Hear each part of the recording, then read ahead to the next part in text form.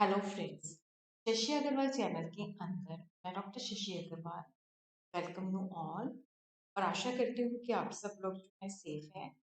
और आज का जो हमारा टॉपिक है डेट इज क्वाइट सिग्निफिकेंट, जो कि काफ़ी सारे सब्जेक्ट्स के अंदर कवर होता है। Even competitive exam civil services के अंदर जो कॉमर्स एंड अकाउंटेंसी का है उसके अंदर भी ये काफ़ी रेलिवेंट टॉपिक है। पॉइंट ऑफ डिफरेंस या इसको हम earning before interest and taxes and earning per share approach कह सकते हैं। ये टॉपिक जो है that is relevant for the student of financial management, also relevant for the student for appearing for the civil services commerce and accountancy जिनका option है, also relevant for the student of UGC NET commerce and UGC NET management. अगर आपको मेरा ये effort जो है सही लगता है तो लाइक तो इसको शेयर कीजिए, मेरे चैनल शशि अग्रवाल को सब्सक्राइब कीजिए। ये टॉपिक एक्सप्लेन करने से पहले मैं आप लोगों को अपने ऐप के बारे में बता दूं। एडुसम ऐप जो कि customise solution at one point provide करती है, और ये जो ऐप है that is relevant for students of economics commerce and management. और यहाँ पे बेसिकली क्या है कि कुछ नोट जो है आपको जो डिफरेंट बैचेस बने तो वहाँ पे कुछ नोट जो है समराइज वे से में शेयर किए जाते हैं फ्री स्टडी मटेरियल के अंदर। ये जो ऐप है इसके अंदर काफ़ी सारे कोर्सेज जो हैं इकोनॉमिक्स कॉमर्स एंड मैनेजमेंट की मैंने अपलोड कर दिए हैं। फाइनेंशियल मैनेजमेंट का मैंने अपलोड कर दिया है।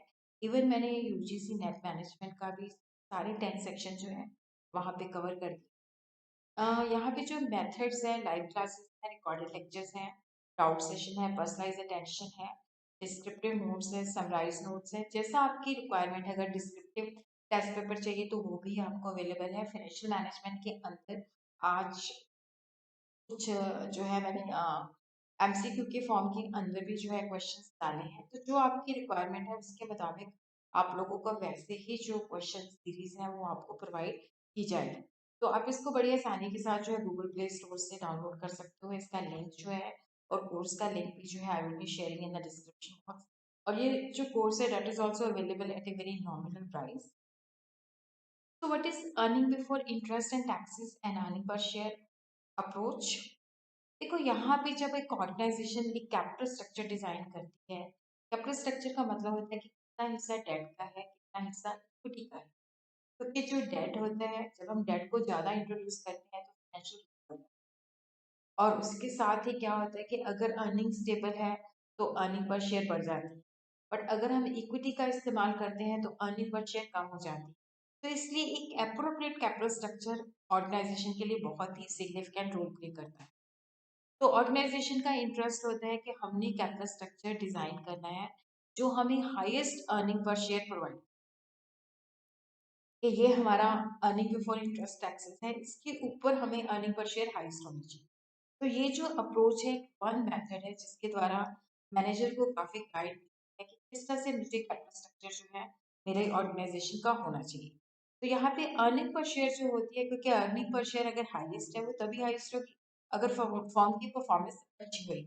तो वहां से जो इन्वेस्टर्स हैं अर्निंग पर शेयर से फर्म की परफॉर्मेंस को मेयर कर सकते हैं। और ये जो अप्रोच है that is the vital tool for designing the optimum capital structure. So what is the point of indifference? Earning per share. EPS means earning per share. कि जो शेयर एक शेयर के पीछे हमें कितनी अर्निंग मिलती है। तो यहाँ पे जब हम इक्विवेलेंसी पॉइंट या पॉइंट ऑफ इंडिफरेंस को अंडरस्टैंड करना चाहते हैं तो ये earning before interest and taxes होता है।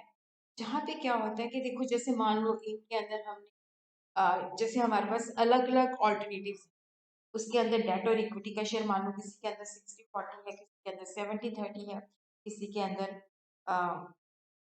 20-80 है। तो यहाँ पे क्या होता है कि जब हम पॉइंट ऑफ इंटरेस्ट की बात करते हैं तो यहाँ पे हमारा जो अर्निंग पर शेयर होता है that remain the same irrespective of different alternative of debt mix. आप चाहे 70-30 ले लो, चाहे आप 80-20 ले लो, चाहे 60-40 ले लो, यहाँ पे इस लेवल पे अगर earning before interest and tax है तो वहाँ पे अर्निंग पर शेयर जो है चाहे कोई डेट इक्विटी मिक्स हो वो सेम रहेगा। At this level of EBIT, earning, EBIT means earning before interest and taxes, the rate of return on capital employed is equal to the cost of, and this is also known as a break-even level of earning before interest and taxes और alternative financial plan. जैसे हमारे पास अलग अलग financial plan है जिसके अंदर date and equity का जो है डिफरेंट है। तो यहाँ पे इस लेवल के अंदर जो रेट ऑफ रिटर्न होता है कैपिटल एम्प्लॉयड का वो just equal to the cost of debt, जिसको हम ब्रेक इवन लेवल भी कह सकते हैं। In planning capital structure one has to strike a balance between the debt and, कितना हिस्सा डेट का होना चाहिए, कितना हिस्सा इक्विटी का होना चाहिए। और यहाँ पे जब हम पॉइंट ऑफ इंडिफरेंस कैलकुलेट करते हैं तो यहाँ पे जो after tax cost of debt है that becomes equal to the cost of equity capital. At this point, one would be indifferent whether the company uses debt or equity. A difference point is the earning before interest and taxes level at which earning per share remain the same irrespective of debt and equity mix. तो इसका जो formula है that is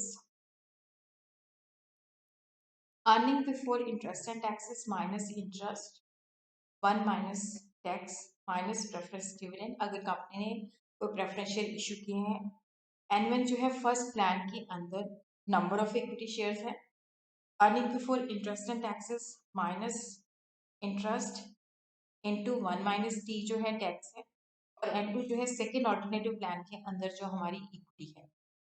तो EBIT जो है that is the earning before interest and taxes, I जो है that is the interest on debenture और interest on the loan, T जो है that is the tax rate, N1 जो है number of shares in the alternative one financial plan, N2 जो है that is number of equity share in the alternative financial plan 2, PT जो है that is the dividend which is paid on the preference shares.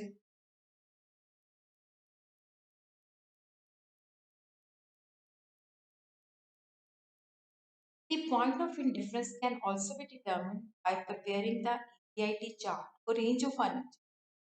ये जो chart है ये हमें different जो लेवल्स हैं earning before interest and taxes के वहाँ पे अर्निंग पर शेयर को डिपेक्ट करता है, और जिसको हम ग्राफ के अंदर जो है प्लॉट कर सकते हैं।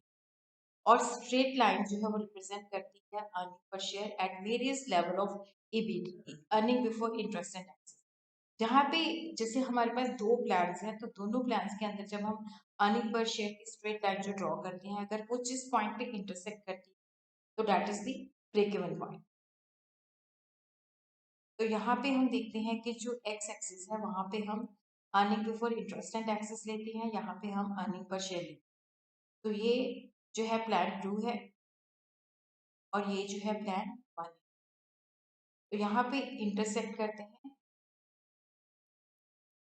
तो ये जो है इंडिफरेंस पॉइंट है कि यहाँ पे क्या है कि दोनों प्लान्स के अंदर जो है अर्निंग पर शेयर जो है वो सेम रहेगी।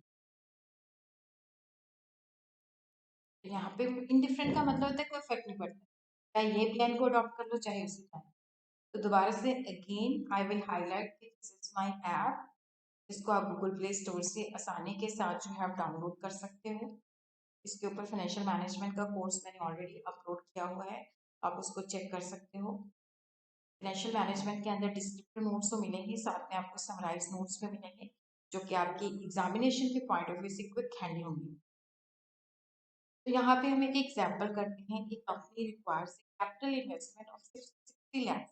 अब देखो कंपनी जो है उसने एक्सपेंशन करना है या उसके पास एक प्रोजेक्ट का ऑप्शन है जहाँ पे वो 60 लाख की उसको इन्वेस्टमेंट चाहिए। टैक्स रेट यहाँ पे 50% है, इंटरेस्ट जो है लॉन्ग टर्म डेट वो 10% है, और जो फाइनेंशियल ऑर्गेनाइजेशन है जो उसको लैंडिंग प्रोवाइड कर रही है रेशियो जो है 2:1 होना। तो यहाँ पे हमने पॉइंट ऑफ इंडिफरेंस जो है कैलकुलेट करना है।